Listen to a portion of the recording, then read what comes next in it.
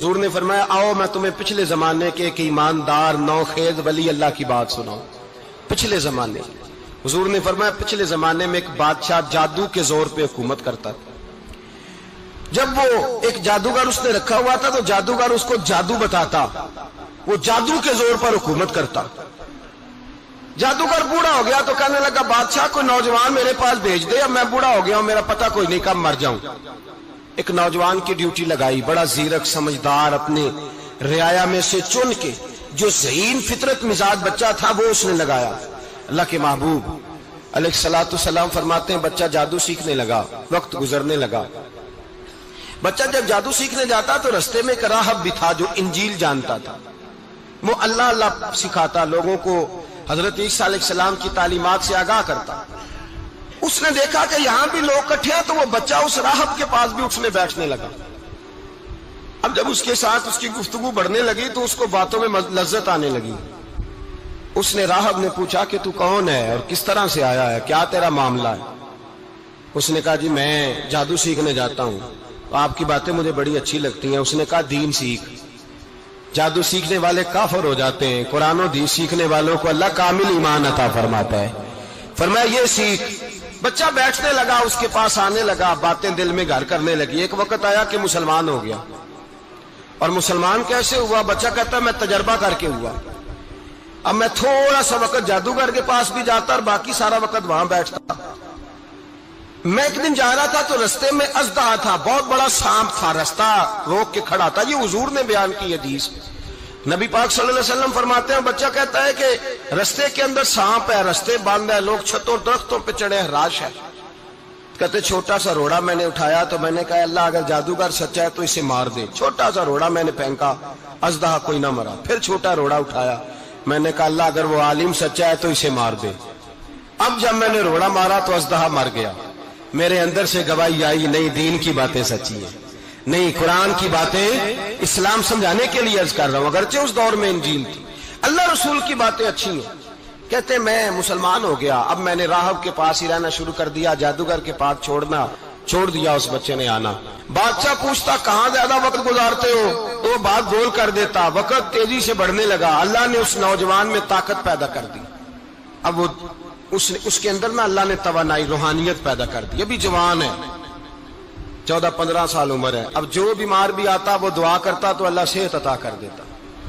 جو بھی آتا. بادشاہ کا ایک درباری تھا, بادشاہ کو پنکھا جلتا تھا, وہ اندھا ہو گیا. کوئی ایسی تکلیف آئی کہ نابینا ہو گیا. بڑے علاج کرائے, شفا نہیں ہوئی. کسی نے اس بچے کا پتہ بتایا کانوں میں. اس کے پاس گیا تو بچہ کہنے لگا شفا تو ہو جائے گی پر کلمہ پڑھنا پڑے گا, مسلمان ہونا پڑے گا. جس پیغمبر کا میں غلام ہوں تجھے بھی بننا پڑے گا, دین پہ عمل کرنا پڑے گا, اللہ شفا دیتا ہے. اس نے کہا تو مجھے کلمہ پڑھا, مجھے شفا دے, میں تیار ہوں. اس نے کہا شفا تو اللہ دیتا ہے. اس نے اللہ تبارک و تعالیٰ کا ذکر کر کے دعا مانگی. یہ مسلم شریف میں حدیث ہے, طبرانی میں موجود ہے. اللہ نے اسے شفا دی, اس نے کلمہ پڑھنا شروع کر دیا. یہاں ایک نقطہ لکھا ہے ہمارے علماء نے, کہتے ہیں جب اللہ ولایت عطا کرتا ہے نا تو یہ سفید بالوں والے کا حصہ نہیں ہوتی. اگر جوانی میں کوئی آدمی توبہ کر کے تصوف کے رستے پہ چلتا ہے تو سب سے زیادہ ولایت اللہ اسے عطا فرماتا ہے. سب سے زیادہ ولایت اس کے پاس ہوتی ہے. ابھی اس کے بال کالے ہیں, چڑھتی جوانی ہے, دعا کی تو اللہ نے, اور حدیث پاک میں موجود ہے کوڑے آتے تو شفا یاب ہو جاتے, اندھے آتے تو شفا یاب, برس والے آتے تو اللہ سے دے. جوان ہے. بادشاہ کے پاس وہ واپس گیا, وہ جو آدمی جس کی آنکھیں ٹھیک ہوئی تھی. بادشاہ نے پوچھا کہ کیسے شفا ملی, تو کہنے لگا میرے رب نے شفا دی ہے. بادشاہ سجدے کراتا تھا, اپنے آپ کو منواتا تھا معاذ اللہ. کہنے لگا میرے علاوہ کون رب ہے؟ اس نے کہا وہی رب ہے جس نے تجھے پیدا کیا ہے, اور وہی رب ہے جس نے مجھے اندھے کو آنکھیں دی ہیں, وہی ہے میرا مالک. کہا اچھا تو مجھے نہیں مانتا؟ کہا نہیں میں اپنے رب کو مانتا ہوں. بادشاہ نے اسے سزا دی, ستایا. اس نے بچے کا پتہ بتایا, پھر بچے کو بلا کے ستایا تو اس راہب کا پتہ بتایا. راہب بھی قتل ہو گیا, نابینا بھی قتل ہو گیا. بادشاہ نے کہا سپاہیوں سے اس بچے کو لے جاؤ اور پہاڑ کی چوٹی پہ جا کے نیچے پھینکو تاکہ مر جائے. بچہ پہاڑ کی چوٹی پہ گیا تو ہاتھ اٹھا کے کہنے لگا یا اللہ میرے لیے نہیں اپنے لیے, میرے لیے نہیں اپنے لیے انہیں اپنی قدرت کے جلوے دکھا. میرے لیے نہیں. اللہ کے بندے اپنی جان بچانے کی دعائیں نہیں مانگتے, اپنے لیے. انہیں اپنی قدرت کے جلوے دکھا, یہ دعا مانگی, جتنے لوگ ساتھ آئے تھے وہ سارے زمین پہ گرے اور سب مر گئے, پہاڑ سے گر کے مر گئے. بچہ واپس سیدھا بادشاہ کے پاس کہنے لگا, لو بھائی میرے رب نے مجھے بچا لیا ہے. جوان کا ایمان دیکھو, میرے رب نے مجھے, بولو میرے اللہ نے مجھے ایمان کی گواہی دے رہا ہے, میں بچ گیا ہوں, تو جھوٹا ہے, میرا رب سچا ہے. اس نے کہا لے جاؤ اس کو دریا میں, کشتی میں بٹھاؤ, بیچ دریا کے جا کے دھکا دے دو. بیٹھے کشتی میں, دریا کے بیچ گئے, اور جب جا کے وہاں اس کو دھکا دینے لگے تو اس نے کہا اللہ میرے لیے نہیں اپنے لیے. انہیں اپنی قدرت کے جلوے دکھا. بس ایک طوفان سا آیا, جتنے سپاہی ساتھ آئے تھے ڈوب کے مر گئے. وہ بچہ اٹھا اور سیدھا پھر بادشاہ کے پاس, اسی کے پاس کہنے لگا, لو بھائی میرے رب نے مجھے بچا لیا ہے, تیرے پاس آیا ہوں. وہ کہنے لگا تو کیا مصیبت میرے گلے پڑ گئی ہے, کیسے جان چھوٹے گی؟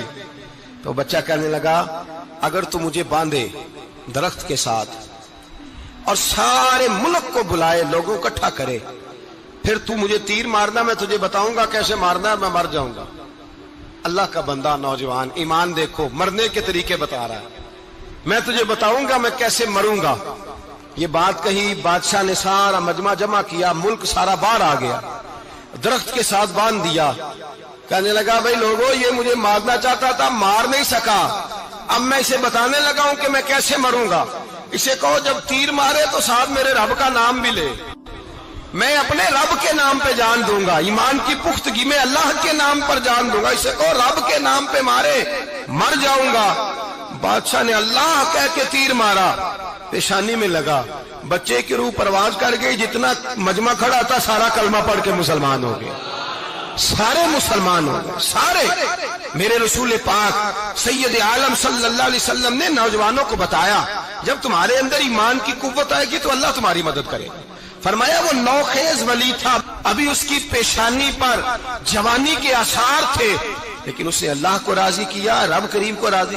ولایت کا مطلب بڑھاپا نہیں, ولایت کا مطلب وہ نہیں کہ جب بڑا لمبا وقت گزر جائے تو پھر آدمی آئے کہ نہیں اب کیا کرنا ہے, اب مسجد ہی ہے, اب تو اس کے علاوہ گزارا ہی کوئی نہیں.